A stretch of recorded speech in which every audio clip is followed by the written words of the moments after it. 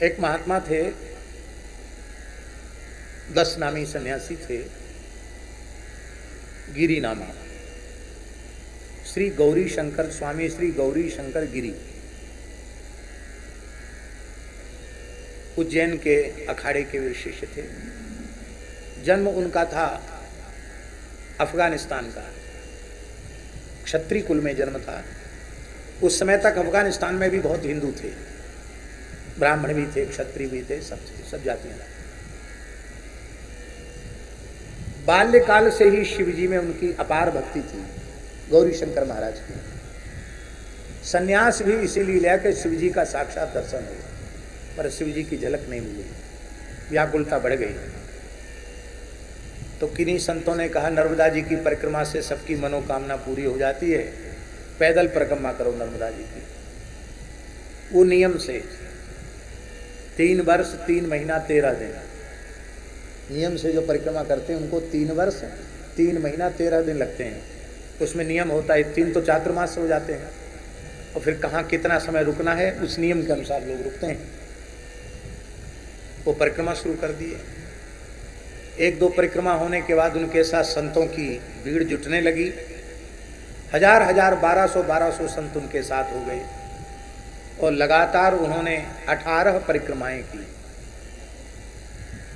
अब आप लोग गणित लगाइए कि 3 वर्ष 3 महीना 13 दिन को 18 गुना कर दो, कितना हुआ?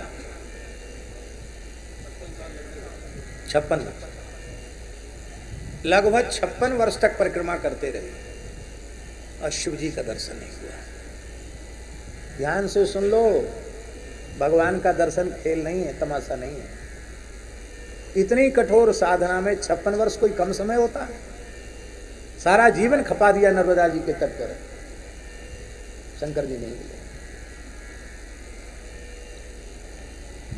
साईं खेड़ा एक जगह है नर्मदा परिक्रमा में, वहाँ नर्मदा जी बड़ी गहरी है।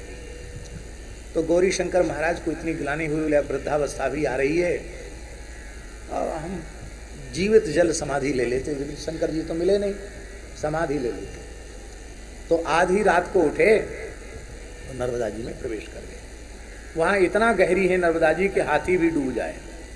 और उनको बड़ा आश्चर्य हुआ कि बीच धार तक पहुँच गए और घुटने के ऊपर ही पानी ही नहीं जा रहा है, घुटने घुटने पानी। उनको आश्चर्य, भ्रम तो हमको हुआ नहीं, हम तो जीवन बीत गया नर्मदा परिक्रमा करते करते, यहाँ नर्मदा जी का जल कैसे एकदम उथला हो गया। खड़े खड़े सोच रहे थे तो एक कन्या, उसने उनकी कन्नी उंगली पकड़ी, खींची।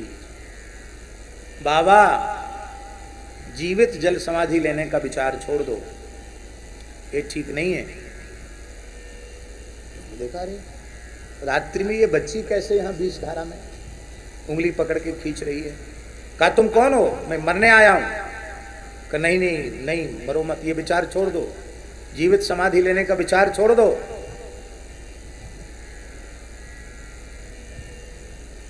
कहा क्यों छोड़ दें? कहा मेरी बात मान लो, छोड़ दो। कहा तुम कौन हो? कहा मैं नर्मदा हूं। आप नर्मदा हैं? मैं नर्मदा हूं। कहा आप अपने स्वरूप में दर्शन दीजिए। तो नर्मदा जी अपने दैविक स्वरूप में, चतुर्भुज स्वरूप में, मकर वाहिनी नर्मदा जी खड़ी होंगी। आपने प्रणाम किया। माता, हमको क्यों रोक रही हो? हमारा जीवन खप गया तुम्हारी चरण सन्निधि में यात्रा करते करते, और शिव जी हमको मिले नहीं, हमको मरने भी नहीं दे रही हो, क्या बात है? नर्मदा जी हंसी, बोले तुम्हारी निष्काम भक्ति पर शिव जी इतने रीझ गए हैं कि तुम्हारी जमात में वर्षों से साथ ही साथ चल रहे हैं शंकर जी। क्या करते हैं? बोले वो रसोई बनाते हैं, बर्तन मांजते हैं, कढ़ाई मलते हैं, सारी सेवा तो वही कर रहे हैं। कौन? तो कहा जिसको तुम लोग पागल समझते हो ना, केशवानंद अवधूत। वो केशवानंद अवधूत वो कोई साधु सन्यासी नहीं है, वो साक्षात देवाधिदेव महादेव हैं वो।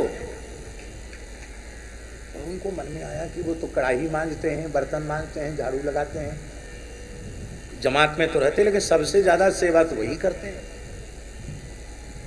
फिर कई बातें ध्यान में आने लगी कि कई बार सवेरे 5 बजे यात्रा चलनी होती है तो तो 5 बजे के पहले हलवा पकौड़ी तैयार। ये तो हमने कभी सोचे ही नहीं कि घी कहाँ से आया, बेसन कहाँ से आया, हलवा कैसे बना।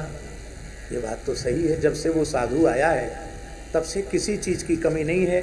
साधु जो पाना चाहते वही चीज़ प्रकट है तो चमत्कार तो है, पर मेरा ध्यान नहीं गया। तो चलें अब, तो गए तो क्या देखा कि सब जमात में तो साधु विश्राम में थे, क्योंकि 3 बजे के पहले की बात है। और केशवानंद जी महाराज, अवधूत स्वामी केशवानंद जी वो कड़ाही मांज रहे हैं। फिर उनके मन में भ्रम हुआ, ये कड़ाही मांजने वाला भोले बाबा कैसे हो सकता है, शिव जी कैसे हो सकता है। फिर नर्मदा जी प्रकट हो गई, ए भूल मत करो, साष्टांग करो। तो जैसे ही उन्होंने साष्टांग किया तो उन्होंने कड़ाही मांजते मांजते ऐसे मुड़ के जैसे ही देखा, क्या कहना, करोड़ों करोड़ों चंद्रमाओं के समान जिनकी अंग कांति है, कर्पूर धवल त्रिनेत्र भालचंद्र भगवान शिव साक्षात, डमरू त्रिशूलधारी चतुर्भुज भगवान शिव साक्षात अब तो चरणों में पड़ गए। और फिर केशवानंद जी ने कहा कि बस हो गया, हमने तुमको पहचान लिया और तुमने हमको पहचान लिया।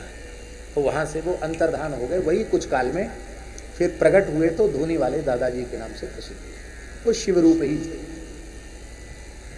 उनके बाद उनके शिष्य हुए हरिहर भोले भगवान जी, वो भी ऐसे ही सिद्ध थे। उसके बाद तीसरे हुए बड़े सरकार, इस समय चौथे हैं छोटे सरकार। तो बड़े सरकार भी बड़े अवधूत थे, बड़े तपस्वी थे, उनका जीवन भी बहुत चमत्कारिक रहा। और अभी जो वर्तमान में हैं वो हैं तो सन्यासी, पर उनके गुरु महाराज ने आज्ञा दी कि तुमको इसी वेशभूषा में रहना है। ओ देखने में ऐसे लगते धोती कुर्ता पहने कोई पंडित जी, पर वो भी बहुत अच्छे संत। तो उन्होंने एक बात बताई, उन्होंने बात बताई कि हमको भी भगवत दर्शन की बहुत व्याकुलता थी, खूब व्याकुलता थी। पर जैसे ही बड़े सरकार अर्थात गुरुदेव भगवान के चरण कमल मिले, उसी समय हमें तो पूर्ण विश्वास हो गया कि हमको भगवान मिल गए। क्योंकि शास्त्रों में जो लिखा है वो झूठ तो नहीं है, वो तो सत्य है। हमारे गौरी शंकर महाराज ने शिवजी इष्ट हैं, तो साक्षात शिवजी के रूप में धूनी वाले दादाजी का अनुभव किया। श्री हरिहर भोले भगवान जी ने साक्षात शिव रूप में अनुभव किया अपने गुरु धूनी वाले दादाजी का। और हरिहरानंद जी का, हरिहर भोले भगवान जी का बड़े सरकार ने साक्षात शिव रूप में अनुभव किया। तो जब परंपरा में शिव रूप ही अनुभव करते चले आ रहे हैं, तो हमको तो हमारे आराध्य, हमारे दादाजी, हमारे शिवजी हमको मिल गए कि आज तक हमारे मन में उसके बाद व्याकुलता उत्पन्न नहीं। और ये कहा कि मेरे मन में कोई संकल्प विकल्प इस समय नहीं, कोई कामना, कोई इच्छा नहीं, सब काम सहज हो रहे हैं।